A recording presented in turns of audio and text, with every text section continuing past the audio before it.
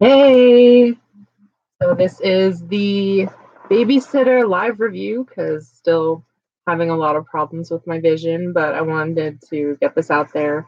Ended up watching this twice over, I think, the past week just to see if I left anything out, if I could catch any more stuff. I know I'm a little bit late to the game on this one. It was released in October, I believe. So it has taken me, unfortunately, till now to really get into it. Glad I did.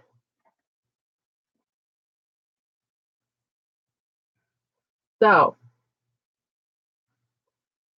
I really like kind of the campiness of this movie, that it was funny, along with it was pretty gory, which was pretty, I like that too. So basically, the story is I think he's 12 years old. Cole has a babysitter named B, who seems like they're a little scared of everything, but like growing up anxious. I know those feels.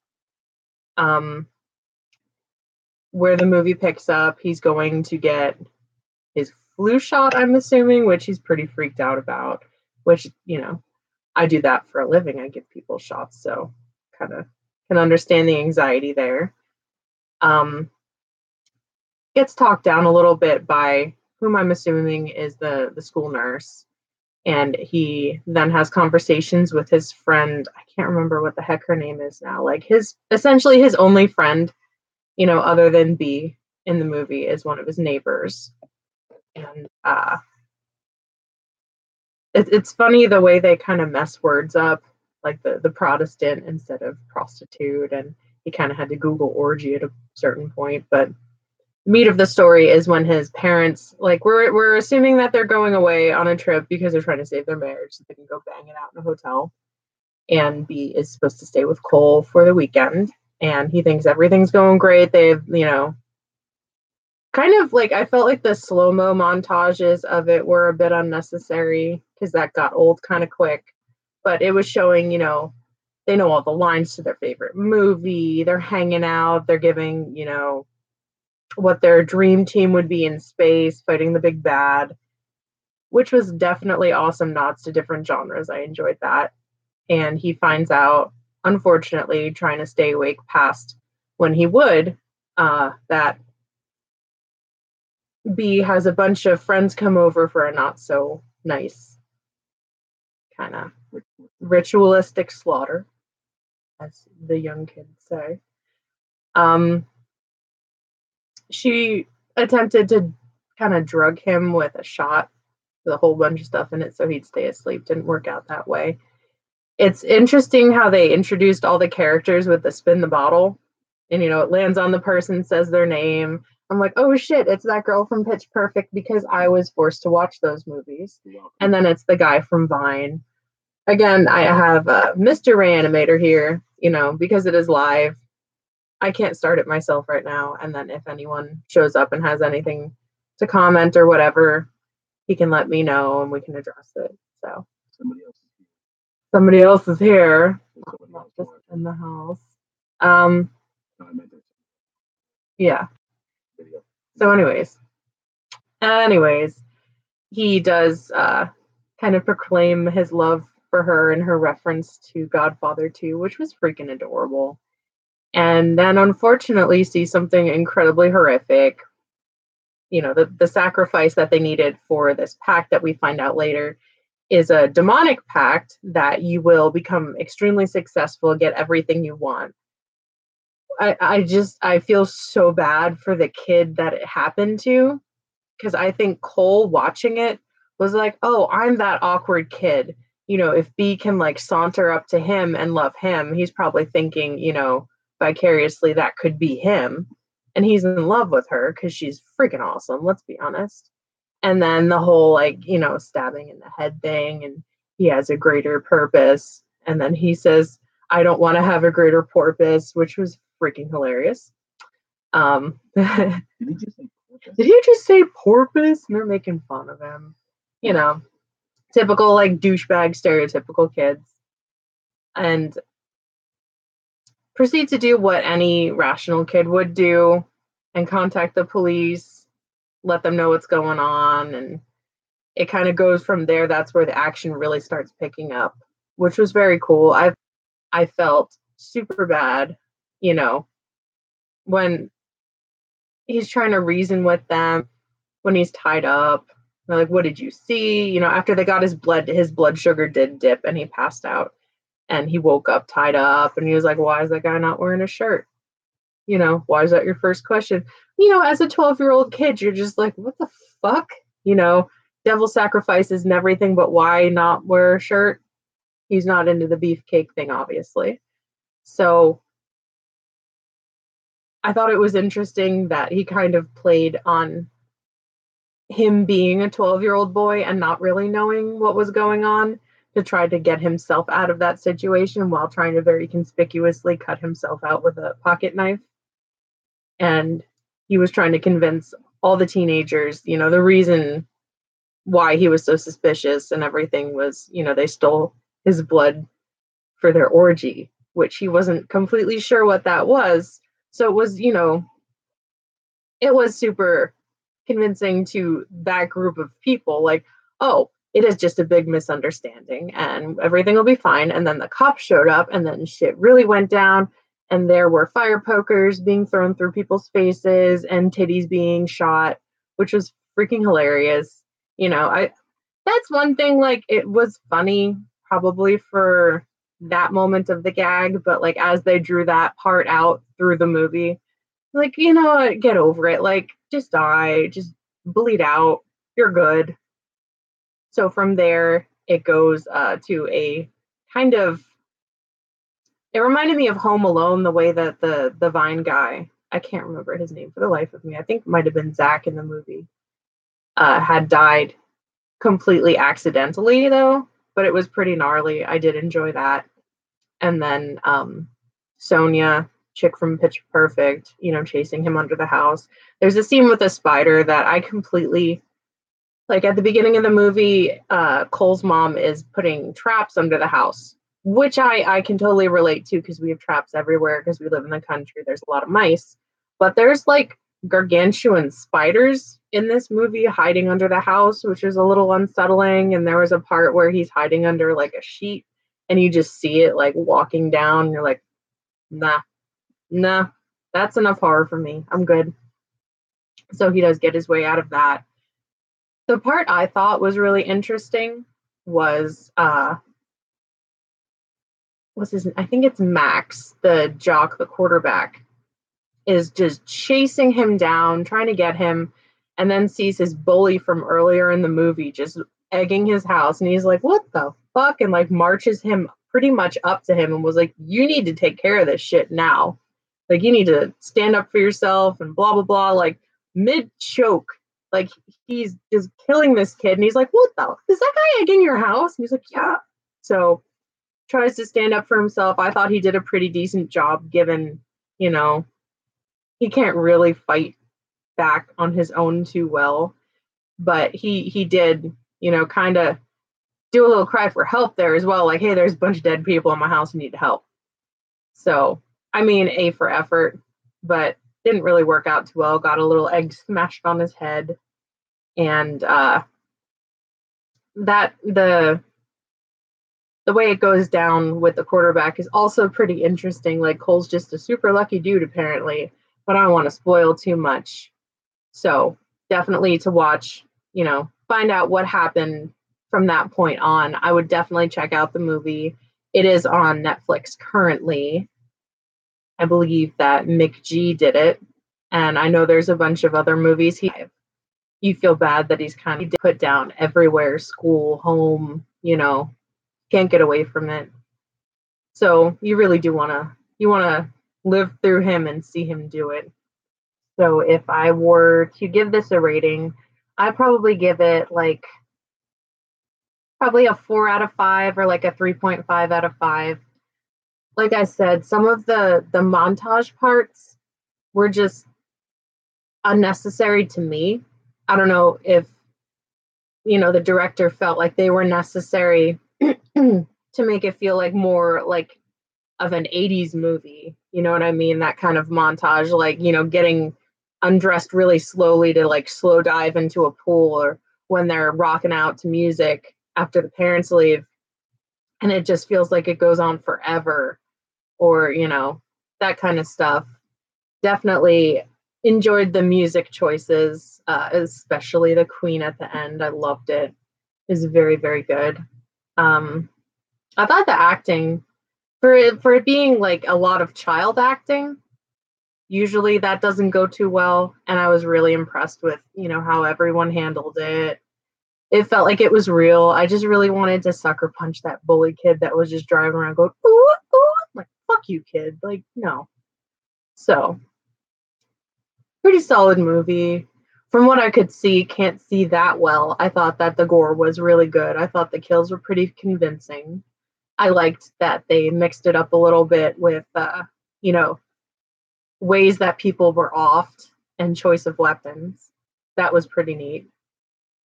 And it did look like it was pretty, how it was shot. Like it was, everything seemed like it was pretty cohesive. I enjoyed that. How we doing? That's why I liked it. Mick G is the executive producer for Supernatural, and that's my shit. So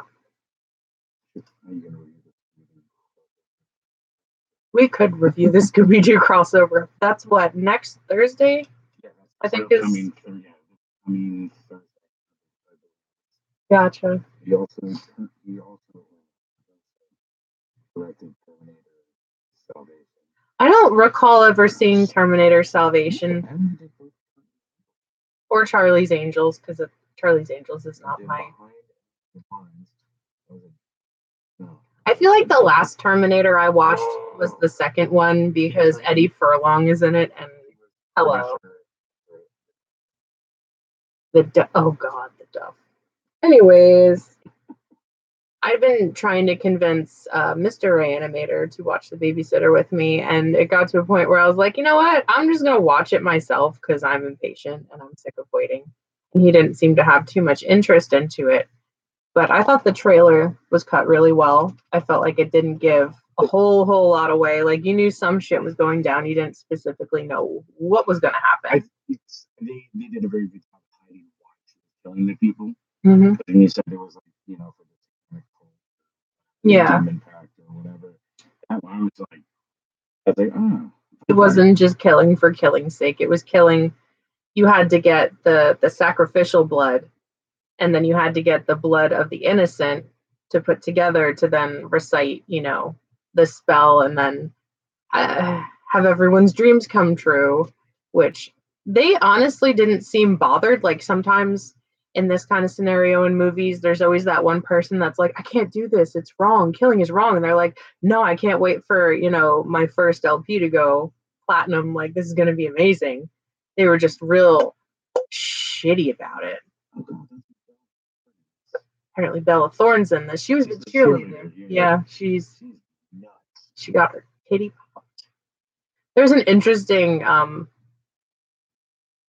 I know it was for like comic relief, but she was like, no one's gonna want to motorboat these, and the one guy just like, like, you want a long one, you want a short one. I was like, why? Ew. So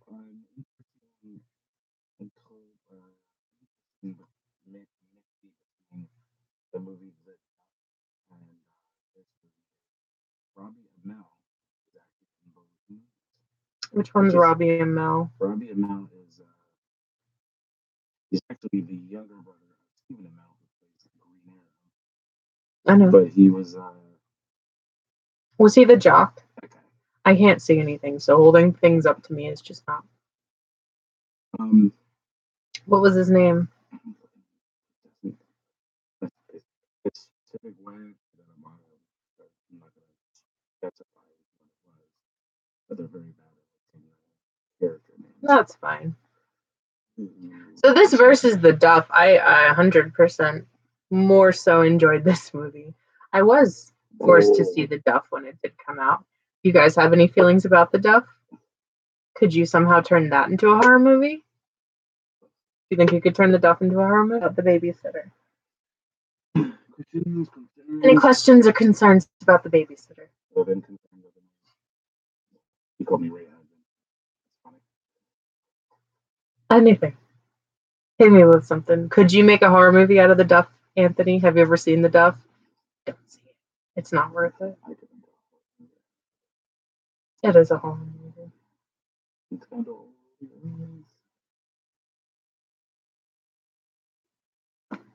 So I also, while I've been out of commission, watched the Gerald's Game, the Netflix. I'm just like everything for some reasons Netflix right now. I don't know. I did watch Gerald's Game. I think I might do a review on that. That one was kind of not what I was expecting, but it had a total Stephen King feel to it, obviously. It was interesting. What do you guys think? So your comic book nerds out there. Anthony says the baby was okay. Mm-hmm. He said he's seen it, but he said it was good. So one person. No, that's all right. I'd like to. I know there's. I don't know if it's a book, a short story, or a novelette for Gerald's Game that I would like to check out. Just the whole not being able to see thing right now is kind of throwing a wrench into stuff. I still haven't finished 1922 because I can't focus on the page to read it, and I don't think anyone really wants to read to me. And I can't ask the kid to read to me because it's no, scarred for life. You know. Well, one, you can read that. Him reading you. So, I don't know. Watching The Babysitter definitely made me want to watch. No, it definitely made me want to watch more 80s movies. It kind of had the feel like Final Girl had. Like when you watched Final Girl, you kind of wanted to watch like a bunch of like The Burning or Friday the 13th, like that kind of feel. Like this made me kind of. I know it was set modern times, but it did have that 80s feel to me, and I did like that. It was really nice. Did you ever read the book for 1922? Or not the book, the novelette or short story? I feel like the part that I'm up to in it. Call it a novelette? Yes. It's like a smaller a novelette, a novella. A novella. So the point at least I got up to in 1922, I felt like as the movie progressed to that point, it was pretty, relatable to the story. I thought they did a pretty good job with it. But that seems like that's pretty rare with anything trying to transition from written word to video is sometimes very painful and just pisses you off if you're a huge fan of the story. Or like The Hobbit, I was raised with the animated Hobbit with all the songs, and I really liked it. And then when they came out with, so it was The Hobbit animated, Lord of the Rings, Return of the King. They might have done another one. But I was super into it. There's songs. It's amazing. What are you doing? And when they gave Peter Jackson all the Lord of the Rings stuff, I'm watching the movie. I think we had gone like every Christmas with my dad and my older sister. And we're watching the movies and I'm like, where the fuck are the songs? Like, I'm looking forward to Elijah Wood singing some songs to me right now. And it didn't happen. And I still can't believe that they gave that guy like that much. Like, had they never seen Bad Taste or Dead Alive? Like, I love those movies, but like, come the fuck on. Like, that was taking a huge leap of faith. Like, I have a lot of respect for Peter Jackson that he pulled that shit off. I don't know that I was such a fan of like if they just like the movies really drug on for me. However, Tolkien, like he also really drug on and would take like 3 pages to describe like how a pebble was sitting in the road. So I mean, I guess that works together, but I was just like, "Oh my god, bro, get to the mountain. Throw that shit in." Just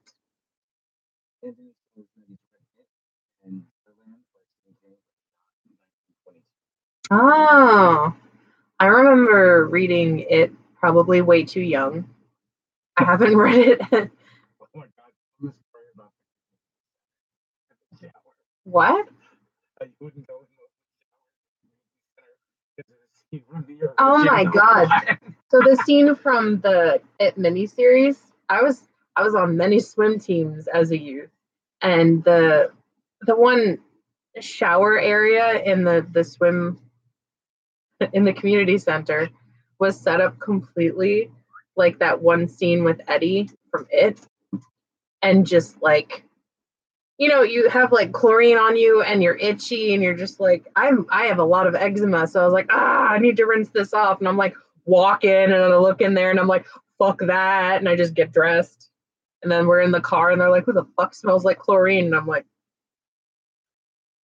yeah, just, oh, that and like that one, Are You Afraid of the Dark episode with the ghost that smells like eggs that comes up and you can see it like its head like bumps up under the like pool cover and you're just like, yeah, you like dive in the pool and you're doing laps and you're like, oh fuck, oh god, like it's behind me, but it's not. You're just a paranoid child, and that's also another reason why I like The Babysitter, because they kept referencing like, Cole, someday you won't be so scared of things. Someday, but like it's gonna be like maybe 20 years for some people. Like it happens, I'm just less scared of things. I'm still scared. I'm very impressed with the book. He remembers that. Amazing. Jesus. He says it was hard to complete. He says it's a monster. It is a monster book. And like, I feel like no matter how old you are, some of the subject matter in that book is really hard, really, really hard to read and then process afterwards. You're kind of like, I don't know. You know what I mean? It's an amazing book. I loved it. I'm stoked for the second half to come out if it ever does, and if they've chosen the actors and actresses for that. They have. They the female. Is it Jessica Chastain? No, they picked. What's her name? Hold on. That doesn't help. Sorry. Where's my dog? It's right here. Can he get through? No, he can't, and he's upset. Oh. No, you're not getting by. No. My dog's just staring longingly at me. Hi, bud. Hi, buddy. No, he's weaseling his way in. Hello. Hello, friend. So.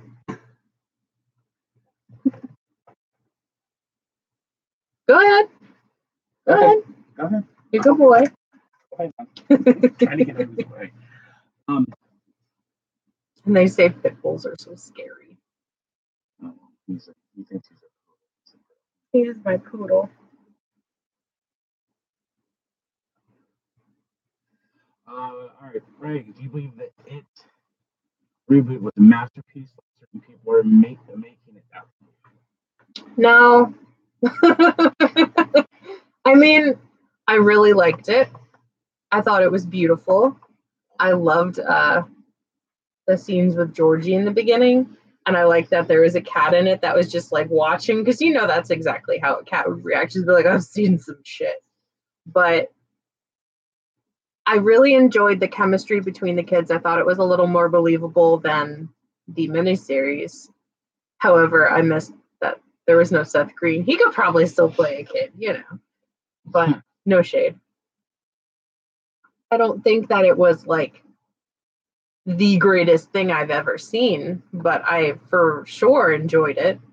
I'm definitely like, I am waiting for the director's cut to come out to actually buy it, but I did end up buying the digital copy through Amazon so I could watch it at really inappropriate times. Like, oh, can't sleep. I'm just gonna start watching it on my phone. Oh fuck.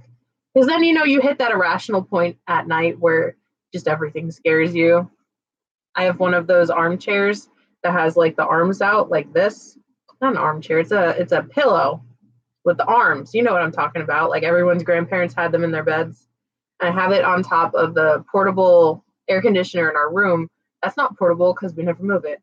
But it's up there and its little stupid arms are out. And I woke up at like 4 in the morning and the light outside of our house must have been on. I just see these fucking arms and I'm just like, oh, it's a pillow. Oh, okay. All right, so I'm gonna share with you that my mind. So the actor, anyway, in Bill the Skarsgård. do you know who his dad is? I'm assuming something Skarsgård. His dad is the actor who plays Doctor Selvin in the Marvel movies. You know, like the Thor movie, the Doctor with Natalie Portman's terrible character. That guy, the guy that goes crazy in the second Thor movie and runs out with no pants on, that's his dad. Well, his brother is also an actor. They're both rumored to be in the next movie. So are they all giants? Is that how that family? Yeah, they're just massive. See, I really liked Thor, but not Natalie Portman. And I really liked Thor after like the second Thor when he didn't have bleached eyebrows. Because that's not what blonde people look like. That's triggering as a hairdresser. I was just like, what is? Anyways, did anything pop up? Yeah, the rumors are the copy of Amy Adams. Amy Adams, Michael C. Hall, who is supposed to the actor who plays Hector in the popular series. Who would he play? This is amazing because Jason Bateman from Arrested Development. So, which character for which character? Who would you guess Michael C. Hall would be Bill? Because I could see Jason Bateman being like Stan, maybe. No, he's too sweet for that. Bill Is he's another guy.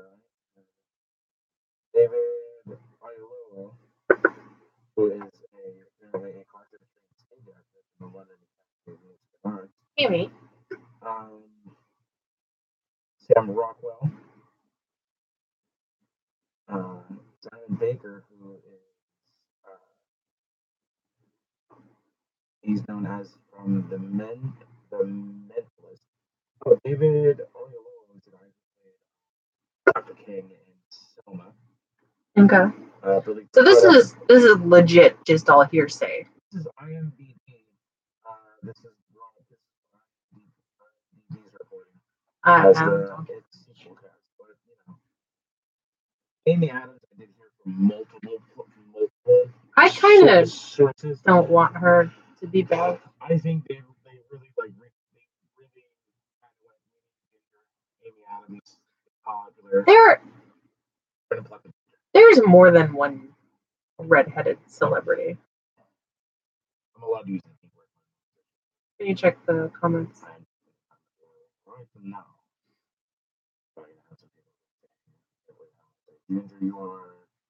No, we are pro ginger in this household.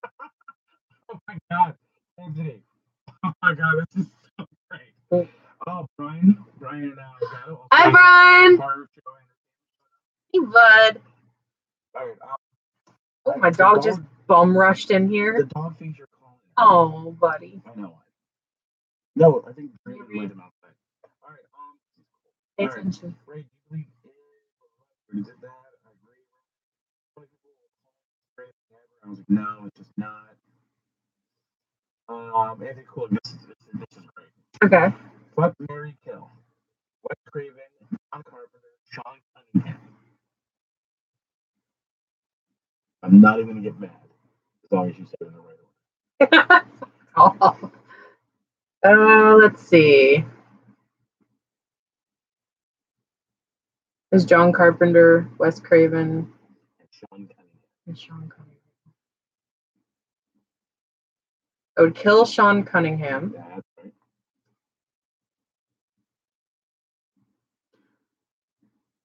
I would fuck Wes Craven.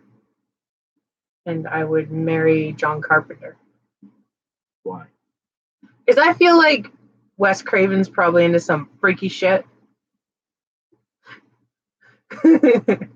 And John Carpenter, we could talk about music and lay in bed and be romantic. I'm getting